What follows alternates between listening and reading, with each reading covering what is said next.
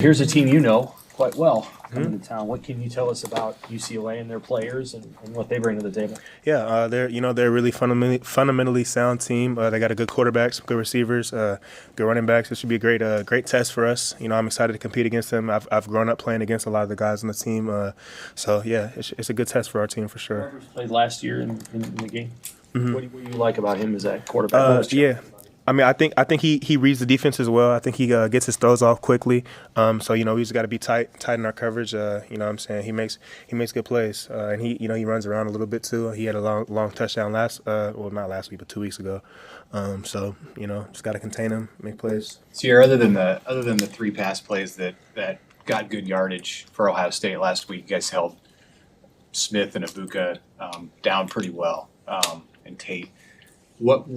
What does that do for the confidence of the defense and the secondary to have gone up against that passing offense and held them under 300 yards? Yeah. I think there's always room to improve. You know what I'm saying? Like you said, like the 3 passing plays at the end of the day, like we still want to eliminate those.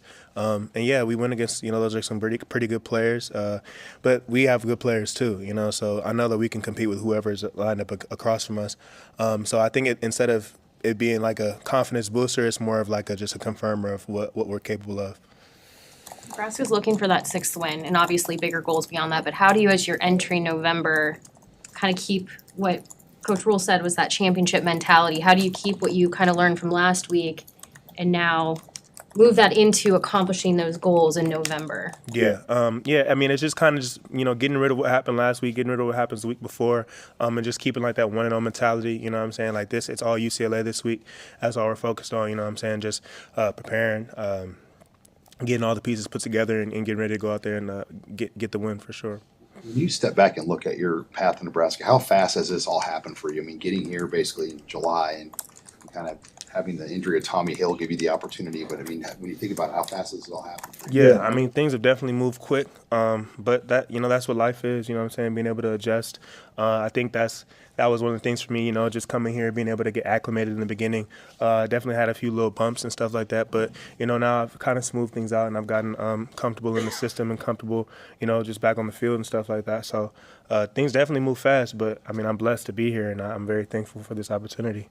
As a guy who's gone against the Nebraska offense in practice and for months, what element does it add when Dylan can run the ball the way that he does? Oh yeah, I was thinking about that in the game. I was like, oh yeah, he finna be out there like Michael Vick next week. Like he for sure. He definitely. I know he's gonna be doing a little bit more moving around, and he knows he can do it now. And that's the thing when you have like a younger quarterback. Like it's just him getting out there and getting those reps. Like he running all over the field. Now he knows like he has that ability. And I saw from the beginning that he had that ability. But now that he's done it, especially against a team like Ohio State, definitely is gonna be some of the defenses in the future are gonna have to worry about. How hard is that as a defender when you're trying to account for his arm and then he pulls it down and runs? Oh yeah, it definitely is definitely adds a whole nother layer to the game. You know what I'm saying? Definitely adds a whole nother layer for sure. So. Anything else for Ceyair?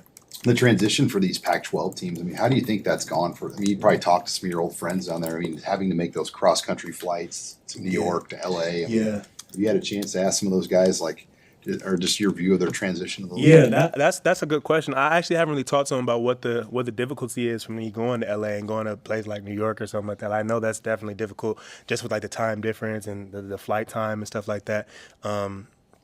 But yeah, at the end of the day, football is football. Wherever you're going to be at.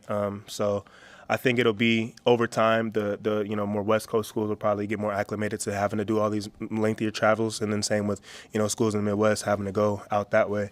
But at the end of the day, like when you line up, you line up. So Having not been here in the winter, and you're not necessarily going to get a taste of it right away. Seemed like nice weather this week. You're going to go to USC, but at some point, what whether it's practice or a game, what's your how do you feel about going out there and playing and practicing if it's 20 degrees or below? I definitely peeped. It's been getting cold. Like in the mornings, I'll be biking up here. It'd be like 30 degrees. I'm like, dang. I'll be layered up and everybody making fun of me because they're like, you're not used to it. But, I'm going to just put some Vaseline on my arms. Probably be straight. I think it'll be cool. So just got to play. Anything else? Thanks, Ceyair. Awesome. Thank you, guys.